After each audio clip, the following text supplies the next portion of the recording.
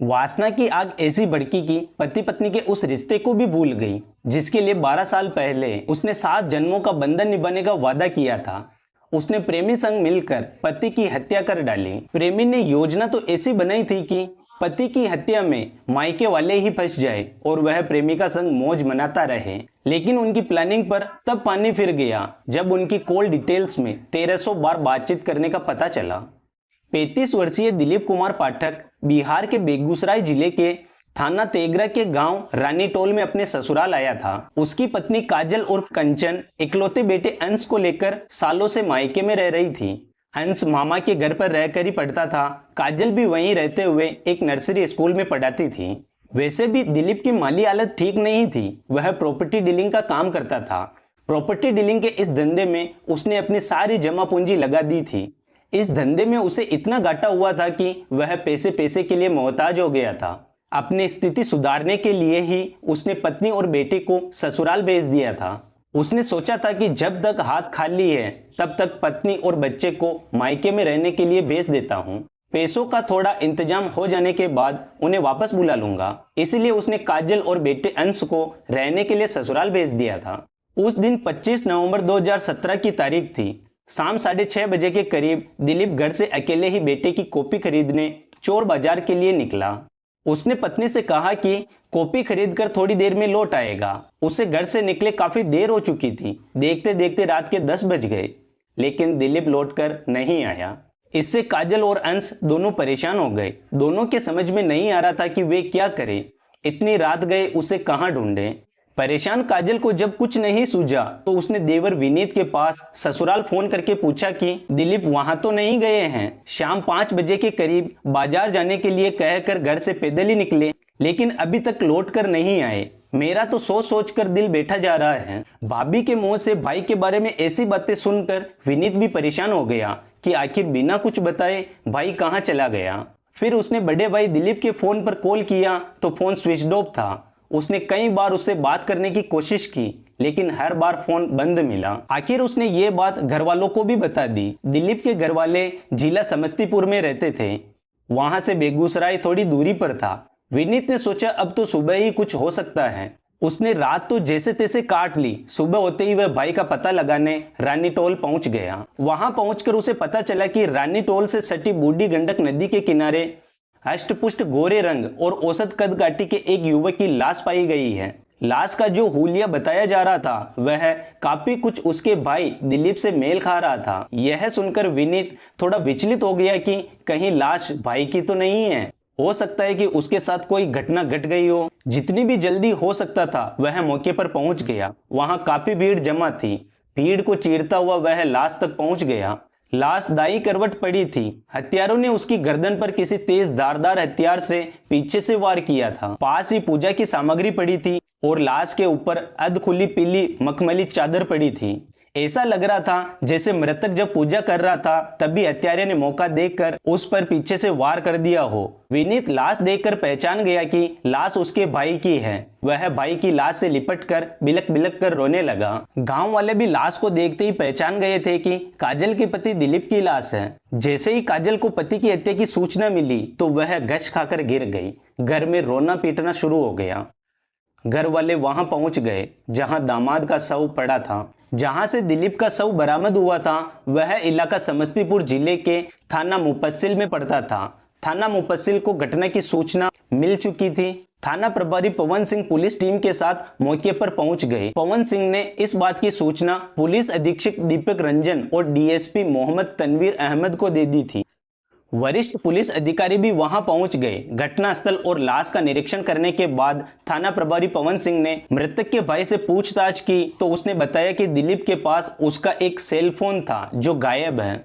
घटनास्थल पर पूजा की सामग्री के अलावा दूसरी कोई चीज नहीं मिली थी। पुलिस ने पूजा सामग्री और चादर अपने कब्जे में ले ली और कागजी कार्रवाई करने के बाद लाश पोस्टमार्टम के लिए भेज दी गई। फिर पुलिस थाने लौट आई। विनीत ने अपने भाई दिलीप की हत्या की तहरीर थाने में दे दी, जिसके आधार पर पुलिस ने भादवी की धारा 302-34 के तहत अज्ञात हत्यारों के खिलाफ मुकदमा दर्ज करके जांच शुरू कर दी। दिलीप पाठक हत्याकांड का खुलासा करने के लिए एएसपी दीपक रंजन ने डीएसपी तनवीर अहमद के नेतृत्व में एक टीम गठित कर दी। डीएसपी तनवीर अहमद ने घटनास्थल का दौरा करके स्थिति को समझने की कोशिश की। परिस्थितियां बता रही थी कि हत्या के इस मामले में मृतक का कोई अपना ही शामिल था। वह कौन था, इसका पता लगाना जरूरी था। पुलिस ने मृतक के भाई विनीत पाठक से दिलीप की किसी से दुश्मनी के बारे में पूछा तो उसने बताया कि उसकी किसी से कोई दुश्मनी नहीं थी। काजल ने भी यही कहा। इसी दौरान एक मुखबिर ने चौंकाने वाली जानकारी दी। उसने बताया कि दिलीप और उसकी पत्नी काजल के बीच काफी मनमुटाव चल रहा था। प्रारंभिक जांच के दौरान तनवीर अहमद को काजल की हरकतें खटकी भी थी, लेकिन उसके खिलाफ कोई ठोस सबूत नहीं थे, इसलिए उन्होंने उससे सीधे बात करना ठीक नहीं समझा था। डीएसपी मोहम्मद तनवीर अहमद ने दिलीप और काजल के मोबाइल की कॉल डिटेल्स निकलवाई। काजल के फोन की डिटेल्स देखकर उनके होश उड़ गए।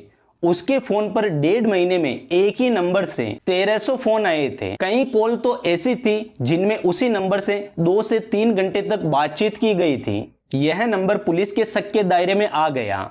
पुलिस ने उस नंबर की कॉल डिटेल्स निकलवाई तो वह नंबर बेगूसराय जिले के रात गांव निवासी लक्ष्मण कुमार पासवान का निकला। पुलिस ने बिना समय गंवाए उसी दिन लक्ष्मण के घर पर दबिश दी और उसे पूछताछ के लिए थाने ले आई। पूछताछ में लक्ष्मण टूट गया। उसने अपना अपराध स्वीकार करते हुए बताया कि उसने काजल के कहने पर उसके पति दिलीप की हत्या की थी। काजल उसकी प्रेमिका थी। यह सुनकर सभी अधिकारी स्तब्ध रह गए, क्योंकि देखने में भोली भाली लगने वाली औरत नागिन से भी जहरीली निकली, जिसने इश्क के नशे में अपने पति को ही डस लिया। काजल को यह समझते देर नहीं लगी कि उसके गुनाहों की पोल खुल चुकी है। ऐसे में भलाई सच बताने में ही है। काजल ने भी अपना जुर्म कबूल कर लिया कि उसके कहने पर लक्ष्मण ने दिलीप की हत्या की थी। काजल ने हत्या की पूरी कहानी अपने शुद्ध अल्फाजों में इस तरह बयां की। 35 वर्षीय दिलीप कुमार पाठक बिहार के समस्तीपुर जिले के थाना भगवानपुर के गांव बुडीवन तैयर का रहने वाला था। पिता अनिल पाठक की 4 संतानों में वह सबसे बड़ा था। हंसमुख स्वभाव का दिलीप मेहनतकश था। उसने प्रॉपर्टी डीलिंग का काम शुरू किया था। उसका यह धंधा सही चल निकला था। दिलीप अपने पैरों पर खड़ा हो चुका था और ईमानदारी से पैसा कमा रहा था। पिता ने 12 साल पहले उसकी शादी बेगूसराय के तेगरा रानीटोल की रहने वाली काजल के साथ कर दी थी। शादी के कई साल बाद उसके घर में एक बेटा पैदा हुआ, जिसका नाम अंश रखा गया। समय के साथ प्रॉपर्टी के धंधे में दिलीप को काफी नुकसान हुआ। इसके बाद उसका धंधा धीरे धीरे और भी मंदा होता गया। स्थिति यह आई कि प्रॉपर्टी के बिजनेस में उसने जितनी पूंजी लगाई थी वह सब डूब गई। यह करीब 3 साल पहले की बात है। पति के माली हालत देखकर काजल बेटे को लेकर अपने मायके रानीटोल चली गई और वही माँ बाप के साथ रहने लगी। पत्नी का यह रवैया दिलीप को काफी खटका, क्योंकि मुसीबत के वक्त साथ देने के बजाय वह उसे अकेला छोड़कर चली गई। वह मन महसूस कर रह गया और सब कुछ वक्त पर छोड़ दिया। उधर काजल ने बेटे को वहीं के एक कॉन्वेंट स्कूल में पढ़ाना शुरू कर दिया। दिलीप बीच बीच में पत्नी और बेटे से मिलने ससुराल जाता रहता था। ससुराल में 1-2 दिन रहकर वह अपने घर लौट आता था। अंश जिस स्कूल में पढ़ता था वहां की किताबें भाषा में काफी मुश्किल होती थी। कभी कभी अंग्रेजी के कुछ शब्दों के अर्थ काजल को भी पता नहीं होते थे, जबकि वह अच्छी भली पढ़ी लिखी थी। बेटे की पढ़ाई में कोई परेशानी न आए, इसीलिए उसने अंश के लिए घर पर ही एक ट्यूटर मतलब ट्यूशन पढ़ाने वाले को लगा दिया। यह पिछले साल जुलाई अगस्त की बात है। ट्यूटर का नाम लक्ष्मण कुमार पासवान था। रात गांव करारी का रहने वाला 21 वर्षीय लक्ष्मण कुमार एकदम साधारण शक्ल सूरत और सांवले रंग का युवक था। लक्ष्मण की बोलचाल से काजल काफी प्रभावित थी। अंश को भी वह खूब मन लगाकर पढ़ाता था। थोड़े ही दिनों में लक्ष्मण उस परिवार का हिस्सा बन गया। बेटे को पढ़ाते समय काजल लक्ष्मण के पास ही बैठी रहती थी। लक्ष्मण जवान था, ऊपर से कुंवारा भी। जब काजल उस कमरे में आकर बैठती थी जिस कमरे में वह अंश को पढ़ाता था, तो लक्ष्मण उसे टकटकी लगाकर देखता रहता था। काजल भी लक्ष्मण के पास बैठने के लिए बेकरार रहती थी। एक दिन लक्ष्मण अंश को ट्यूशन पढ़ाने उसके घर पहुंचा।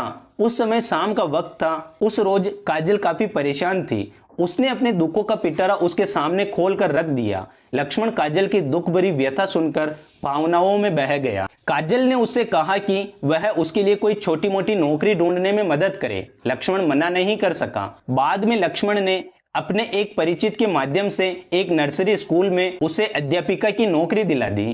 काजल लक्ष्मण के एहसानों की कायल थी। धीरे धीरे वह उसकी ओर झुकती गई।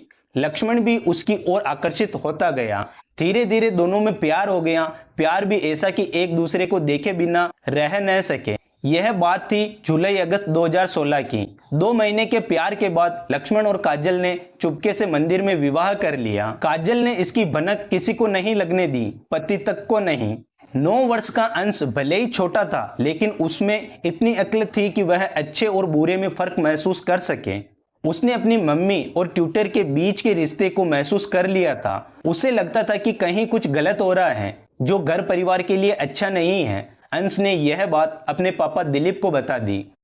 बेटे की बात सुनकर उसके तन बदन में आग लग गई। बहरहाल सूचना मिलने के अगले दिन दिलीप ससुराल रानीटोल पहुंच गया। उस दिन ट्यूटर लक्ष्मण को लेकर पति पत्नी के बीच काफी झगड़ा हुआ। काजल पति को समझाने के लिए झूठ पर झूठ बोले जा रही थी। उसने सफाई देते हुए कहा कि उसके और लक्ष्मण के बीच में कोई संबंध नहीं है। लक्ष्मण को उसने बेटे को ट्यूशन पढ़ाने के लिए रखा है। ट्यूटर आता है और बच्चे को ट्यूशन पढ़ाकर चला जाता है। उस रोज काजल अपने महिला चरित्र के दम पर पति को काबू करने में कामयाब हो गई थी। जैसे तैसे मामला तो शांत हो गया, लेकिन दिलीप पत्नी पर नजर रखने लगा।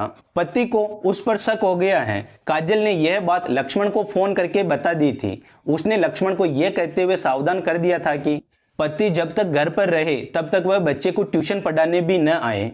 लक्ष्मण उसकी बात मान गया और वैसा ही किया जैसा उसने करने को कहा था। काजल लक्ष्मण से मिलने के लिए बेचैन रहती थी। पति के रहते उनके मिलने में बाधा पड़ रही थी। काजल से लक्ष्मण की जुदाई बर्दाश्त नहीं हो रही थी। उसने पति को रास्ते से हटाने के लिए लक्ष्मण पर दबाव बनाया कि वह उसकी हत्या कर दे। उसके बाद रास्ते में रुकावट पैदा करने वाला कोई नहीं रहेगा। काजल को पाने के लिए लक्ष्मण उसकी बात मानने के लिए तैयार हो गया। लक्ष्मण जानता था कि दिलीप की माली हालत अच्छी नहीं है, इसीलिए कुछ ऐसा चक्कर चलाया जाए जिससे वह उसके काबू में आ जाए। इसके लिए उसने काजल को धोखे में रखते हुए एक और खेल खेलने की सोची। उसने सोचा कि दिलीप की हत्या का ऐसा ताना बाना बुना जाए जिससे पूरा शक काजल और काजल के मायके वालों पर ही जाए।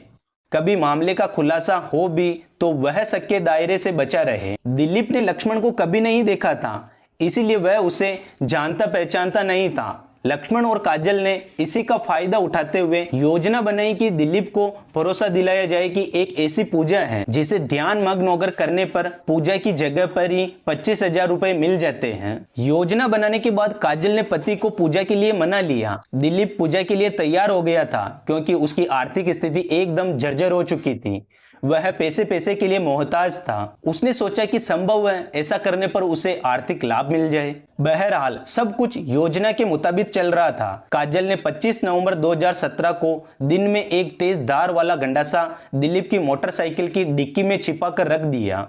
उसने यह बात फोन करके लक्ष्मण को बता दी। अब केवल योजना को हकीकत में बदलना बाकी था। लक्ष्मण ने काजल को भरोसा दिलाया कि आज काम तमाम हो जाएगा।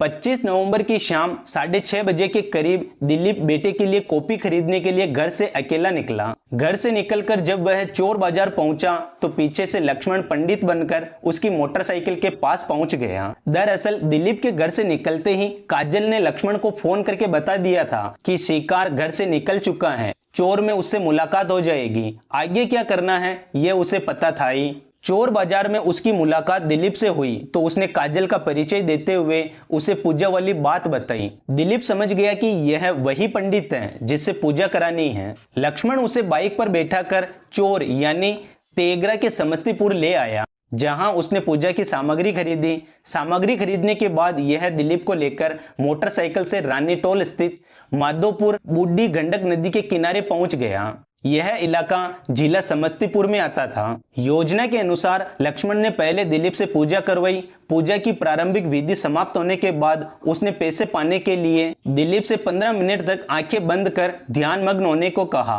और साथ में यह भी कहा कि आंखें बंद करने के बाद ही पैसे मिलेंगे।